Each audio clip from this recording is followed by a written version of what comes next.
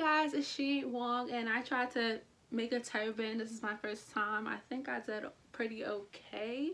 Yeah, today my video is really just talking about me being gloomy because of COVID and quarantine, and then Memorial Day weekend is coming up and my birthday is close to Memorial Day weekend. I always like do something and I'm either on vacation or I have something planned, and this year is kind of like I definitely have nothing planned for Memorial Day weekend. Did not remember it was Memorial Day weekend, and then wow, my birthday is next week. And then also I just finished my semester like of grad school. One of my semesters, got one more down, and I still kind of feel like uncertain about that too. Like grades are going in, like so I'm a little down today. So I just want to talk about like what I do, since I have motivation and confidence videos out there, and I have videos out there about me being a foster care alumni and kind of like how I became this person. But now I want to talk about the process and like what I did to get there. I love motivation and confidence. I love to possess those things because, like I said, it keeps me busy, keeps me going, to be confident, to be motivated, blah blah blah blah blah. But sometimes I'm lacking motivation. We are human. We lack motivation. It is very possible to lack motivation. It's definitely possible to lack your confidence and to not have it up there as it normally is.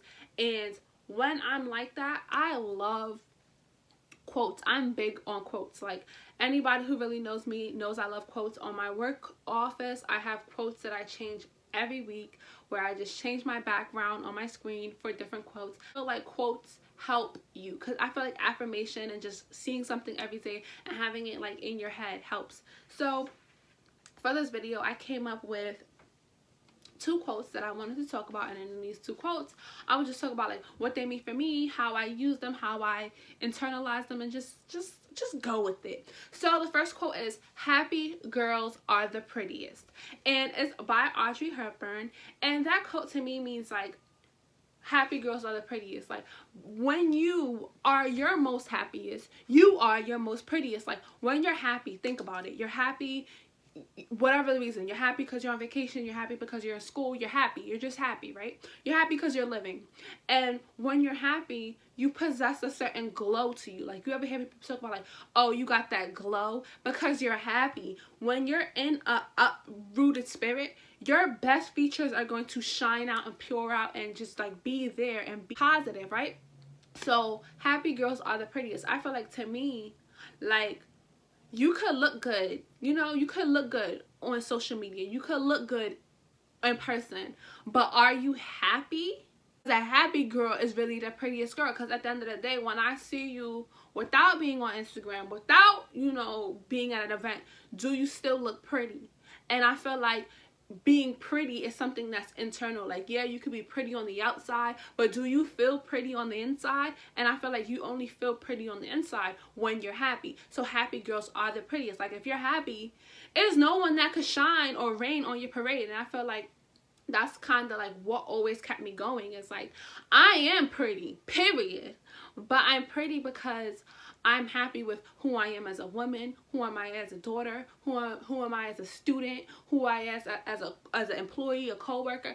I have to continue to make myself happy by continuing to work on myself to make sure I produce a person that I'm going to be happy with.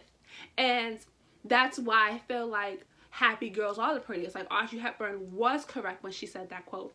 And the quote about motivation is, "No one can hurt you without your permission." It's by Mahatma Gandhi. And I was in foster care, and I used to like have my emotions where like I would have adults just throw me down and talk shame on me and like it was it was horrible. It was horrible. I used to talk shame about on me and talk me down, because as humans we are our biggest critic.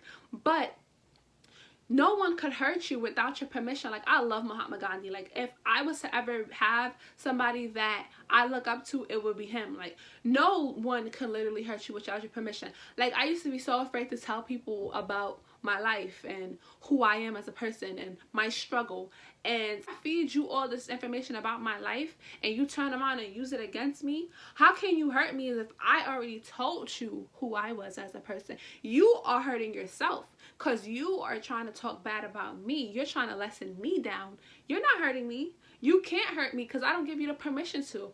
I had to learn like family members, people that are toxic, you can't give them the permission to hurt you. And that's how you keep that motivation going. Like, if you listen to everybody who has something bad to say about you, everybody that talk bad about you, everybody who never thought you'd be or to stand or maintain or become this person that you were, then you're giving them the permission to hurt you. You're giving them the permission to keep you down, to keep you on your lows, to keep you stagnant.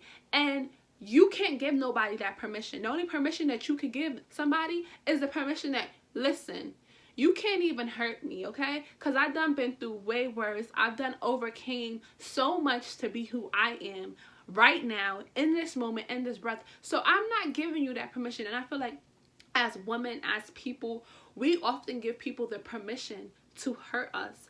And I love what Mahatma Gandhi says, like, no one can hurt you without permission. Because if you have all that you have inside of you internally, and then you have people that support you, that one hater, that 10 haters, those 10, 12, whatever, those voices cannot come in here and bother anything, because you're not giving them the permission to. Because at the end of the day, you got to keep your eye on the prize, and you can't give that person that power over you, ever. And I love that quote. So now the second quote from Mahatma Gandhi is, be the change that you want to see in the world. And I feel like certain times I used to always say, like, oh, if I had my life better, like, I would want somebody to tell me this, and I would want somebody to do this for me, and I would want somebody to, and now that I am an adult, I have to be that change. Or even when I was a child, I still had to be that change that I wanted to see in the world. Like, if I wanted to go to college, which I did, I had to be the change to go to college. Like, people in my family, everybody in my family not going to college. Everybody in my family wasn't going to college, but I wanted that change. I knew what I wanted. Sometimes people have to understand, you have to be selfish and change yourself. You get what I'm saying? Like, you can't worry about what everybody else is doing. You can't worry about what the world is lacking. You have to be that change. It takes one person. And I love that Mahatma Gandhi said, be that change that you want to see in the world. If you want the world to be a happier place, if you want the world to be a more positive place, if you want the world to be more helpful, then you yourself have to look in the mirror, like exactly what Michael Jackson said. Be the man in the mirror and actually reflect what you want to see. So that way, people could look up to you, or that way your motivation enough is that change in the world. You can definitely change the world, if that's what you possess. If you possess that, yo, I'm about to go out in the world and I'm going to be a good Samaritan, and I'm going to be somebody who's giving, and I'm going to be somebody who, if something good happens to me, I pass it along, that you're going to change the next person that you touch.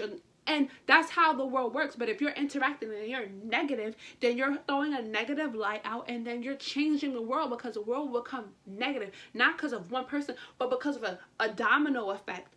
But if you're putting out good energy, you will surround yourself with good energy. Good energy will find you, and you will see that some people will be motivated, and some people will look up to you. Like, you don't have to change the world, but you could change your circle, and you could have those people be like, oh wow, she's doing this, I could do that too. You don't have to. People sometimes feel like, to change the world, you gotta touch a million things, and you gotta touch a million people, you gotta have a million followers. And you could change the world because you could have 5 people who look up to you, and those 5 people will, and you instill something in them, or you spark something, or something went off, and that energy that you transferred will then transfer onto them, and then they will know 5 people or 10 people, or who knows, their platform might be bigger than your platform, and they'll touch 100 people, and then it just keeps spreading. So I feel like with him, it was kind of like, it takes one catalyst, one person, and then everything else will trickle down when it's time. But change, obviously, that's what he says, be that change that you want to see in the world. Change doesn't happen overnight. So you can't be like, well, I'm positive, now the whole world has to be positive. It's gonna take time, but you gotta stay true to who you are. That's what I'm saying, like the motivation. Like, you have to stay true to who you are, and everything else will come. And then I have, she believed she could, so she did. And this is like a confidence one. This is a confidence quote. And I put in goals and keep pressing, and actually going past benchmarks and just keep moving. And I feel like she believed she could, so she did. I feel like that is so powerful, because You have to believe in yourself. And when you believe in yourself, you can do anything. No one can stop you once you put your mind to it. I've had people tell me like, oh, you can't go out of state for school. And I'm like, why can't I? Oh, because you're a foster child and you're supposed to stay in state. And I had one person tell me I could do it. And on top of one person telling me I could do it, I didn't apply for no schools in New York. So either way, regardless if I was getting the support or not, I knew that I could do it because I got in, right? So if I could get into the schools, then I can do it.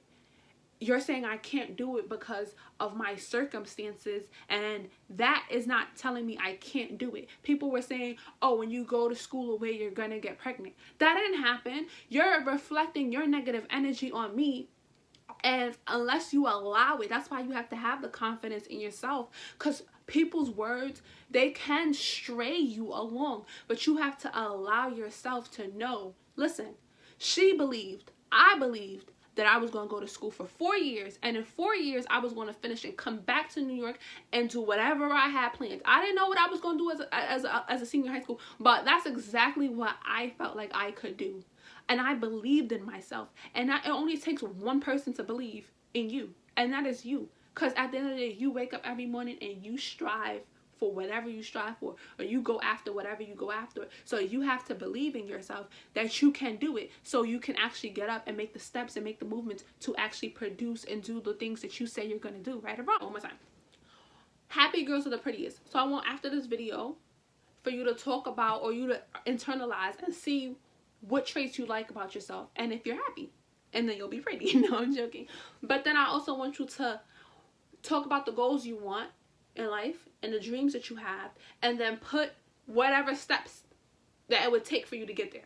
And then also I want you to talk about the change. So if you want to change your circumstance, your life, say what you want to change about it, right? And then write out the things that you would have to do to change whatever you need to change. And then when you do all those things I just told you to do, it's a tag yourself. Remember, I don't know if I put this video up yet, but I'm going to start hugging myself. Hug yourself. I'm gonna hug myself because I was having a sad day. Hug yourself.